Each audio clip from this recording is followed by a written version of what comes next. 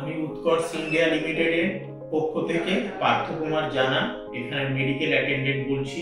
বিগত বৎসরের মতো এবৎসরেও গরমের তীব্রতা বাড়ার জন্য পথে ঘাটে আমাদের কি কি করণীয় সেগুলো আমাদের করতে হবে।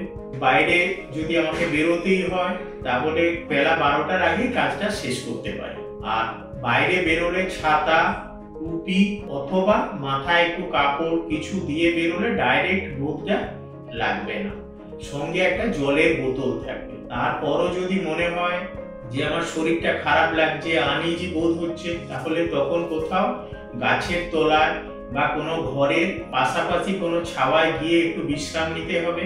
যে কারণে আমাদের এটা হয়, অতিরিক্ত গরমের জন্য শরীর থেকে সোডিয়াম পটাশিয়ামের সমস্যা হতে পারে।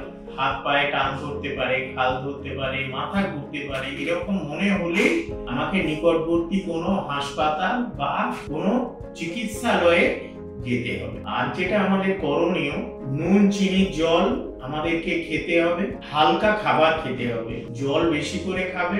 আর যেটা হচ্ছে দিনে দুবার করে স্নান করবে। সকালের দিকে একবার করা হলো, বিকালের দিকে স্নান করার সময় চেষ্টা করবেন ডেটল বা স্যাভলন দিয়ে একটু গাটা পরিষ্কার করতে। আমি কর্পোরেট অফিসে এসেও চেক আপ করছি এবং দুটো প্ল্যান্টে আমাদের গুড়াপ এবং জঙ্গলপুর দুটো দিনই আমাদের চেক আপ হয়। চেক আপের কারণটা হচ্ছে এই সময় গরমের জন্য কারো মাথা ঘুরছে, গা ঝিমঝিম করছে, শরীর খারাপ মনে হলেই তাদেরকে ওআরএস দিচ্ছি এবং আমরা সেখানে ঠান্ডা জল যা ব্যবস্থা নেওয়ার খুব গরমের জন্য সেগুলো আমরা করছি।